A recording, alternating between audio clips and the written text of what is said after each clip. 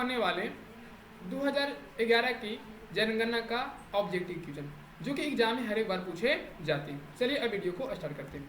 तो पहला क्वेश्चन हम लोग को दिया गया है कि भारत में पहली बार जनगणना कब हुई थी।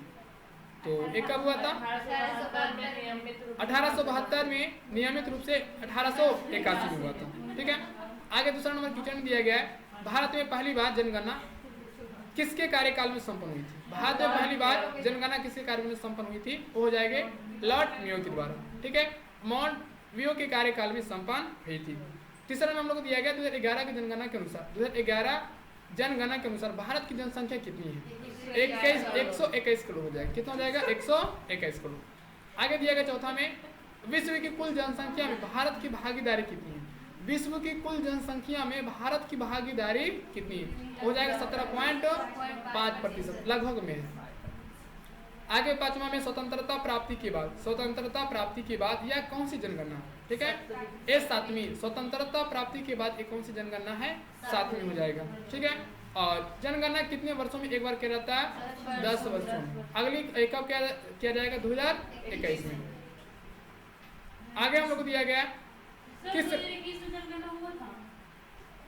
अच्छा देख लेते हैं। आगे दिया गया हम लोग को किस राज्य की आबादी सबसे अधिकतम है, किस राज्य की आबादी सबसे अधिकतम है, हो जाएंगे उत्तर प्रदेश का। कितना है, 20 करोड़। सेकेंड में कौन आता है, महाराष्ट्र।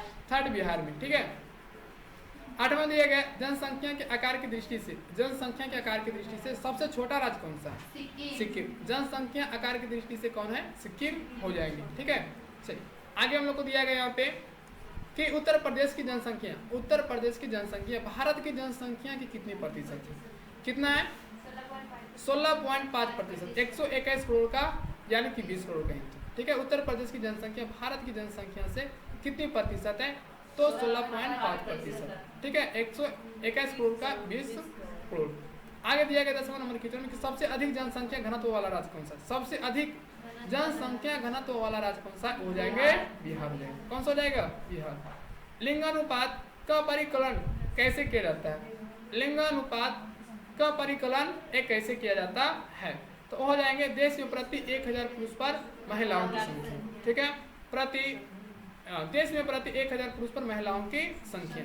ठीक है, कोई दिक्कत आप लोग को नहीं होना चाहिए। आगे दिया ग्रामीण जनसंख्या का सबसे अधिक अनुपात किस राज्य में है। ठीक है, ग्रामीण जनसंख्या का सबसे अधिक अनुपात किस राज्य में है, हो जाएंगे हिमाचल प्रदेश। किस राज्य में, हिमाचल प्रदेश में। ठीक है, आगे दिया गया कुल जनसंख्या में नगरीय जनसंख्या का प्रतिशत कितना, कुल जनसंख्या में नगरीय जनसंख्या का एक कितना प्रतिशत है, हो जाएंगे 31.2%। ग्रामीण 68.8% हो जाएंगे। ठीक है, 31.2%। ग्रामीण में कितना है, 68.8%। ठीक है, नगरीय पूछेगा तो 31.2, ग्रामीण पूछे 68.8। चलिए आगे दिया गया हम लोग को 14 नंबर क्वेश्चन में किस राज्य में अनुसूचित जनजाति एसटी की जनसंख्या में सर्वाधिक है। ठीक है, हो जाएंगे मध्य प्रदेश। किस राज्य में अनुसूचित जनजाति एसटी की जनसंख्या सर्वाधिक है, हो जाएंगे मध्य प्रदेश। आगे दिया गया हम लोग को 15 नंबर क्वेश्चन में कि भारत में साक्षरता दर की गणना की जाती है तो 7 वर्ष की उम्र से ऊपर की जनसंख्या से। ठीक है, भारत में साक्षरता दर की गणना की जाती है 7 वर्ष की ऊपर की जनसंख्या से।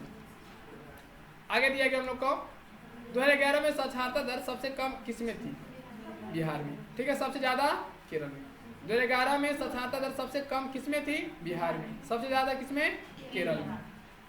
आगे दिया 17 नंबर में कि बिहार की अनुमानित आबादी है, बिहार में अनुमानित आबादी कितनी है, लगभग में 10 करोड़। ठीक है, बिहार में अनुमानित आबादी कितनी, लगभग में 10 करोड़ है। आगे दिया गया 18 नंबर क्वेश्चन में सर्वाधिक और दूसरा सर्वाधिक आबादी वाला राज्य कौन सा, सर्वाधिक और दूसरा सर्वाधिक आबादी वाला राज्य, तो पहला माता उत्तर प्रदेश, दूसरा में महाराष्ट्र। ठीक है, 20 नंबर क्वेश्चन में दिया गया कि क्या भारत में जनसंख्या घनत्व क्या निरंतरता बढ़ा है, तो हो जाएगा हाँ, निरंतरता बढ़ा है। सही है। आगे हम लोग को दिया गया कई समय में कि राष्ट्रीय जनसंख्या नीति में क्या स्थिरता का लक्ष्य 2045 से बढ़ाकर कितना कर दिया गया, 70। चलिए ठीक है, 2070। भारत में नगरों शहरों में रहने वाले लोगों की संख्या कितनी है, तो लगभग में 37 करोड़। 121 करोड़ का 31.2%। फ्यूचर में हम लोग कहता कि भारत में नगरों कहें तो शहरों में रहने वाले लोगों की जनसंख्या कितनी है, 31.2%। समझ आ गया ना। चलिए कहें तो लगभग में 37 करोड़। आगे दिया गया स्त्री साक्षरता की दृष्टि से केरल का बाद दूसरा स्थान कौन सा है, हो जाएंगे मिजोरम। दूसरा स्थान कौन सा जाएगा, मिजोरम आ जाएंगे। ठीक है, चलिए आगे 24 में हम लोग को दिया गया है 2020 में भारतीयों की औसत उम्र कितनी होगी। ठीक है, युवा यानी कि 29 वर्ष हो जाएगा। कितना वर्ष हो जाएंगे, 29 वर्ष हो जाएंगे। ठीक है, आगे दिया गया 25 नंबर में कि आबादी की वृद्धि दर का तात्पर्य किससे होता है। ठीक है, आबादी की वृद्धि दर का तात्पर्य किससे होता है, तो हो जाएंगे जन्म और मृत्यु दरों के बीच का अंतर से।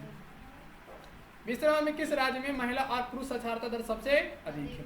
ठीक है, किस राज्य में महिला और पुरुष साक्षरता दर सबसे अधिक है, हो जाएंगे कौन सा, केरल हो जाएंगे। ठीक है, आगे दिया गया हम लोग का जनसंख्या घनत्व की परिभाषा। सर्वाधिक भारत का घनत्व यानी किसका परिभाषा क्या हो जाएगा हम लोग का, कि प्रति वर्ग किलोमीटर व्यक्ति को जनसंख्या घनत्व का परिभाषा हो जाएगा हम लोग को प्रति वर्ग किलोमीटर व्यक्तियों की संख्या। सर्वाधिक कहें तो बिहार में, भारत की घनत्व कितना है, 38.21। आगे दिया गया हम लोग को सबसे कम घनत्व वाला राज्य और सबसे अधिक घनत्व वाला कौन सा है। ठीक है, यूटी यानी केंद्र शासित प्रदेश। सबसे कम घनत्व वाला राज्य अरुणाचल प्रदेश, और यूटी कहें तो अधिक वाला दिल्ली हो जाएगी। ठीक है, आगे भारत की जनसंख्या में ऋणात्मक वृद्धि दर किस दशक में दर्ज की गई थी, तो 1911 से 1921 के बीच में। ठीक है, ये वेरी इंपॉर्टेंट है, फिर से इसको देख लेते हैं। भारत की जनसंख्या में ऋणात्मक वृद्धि दर किस दशक में दर्ज की गई थी। ठीक है, तो 1911 से 1921 के बीच में दर्ज किया गया था। चलिए आगे हम लोग को दिया गया न्यूनतम स्त्री पुरुष अनुपात वाला राज्य। ठीक है, न्यूनतम स्त्री और पुरुष अनुपात वाला राज्य एक कौन सा, तो हो जाएंगे। आगे हम लोग को गांव में रहने वाला भारतीयों का कितना प्रतिशत और सबसे कम जनसंख्या वाला राज्य कितना हो जाएंगे, तो लगभग में 68.8%। कितना हो जाएगा, 68.8%, यानी कि मैंने कहें तो 70% सिक्किम का।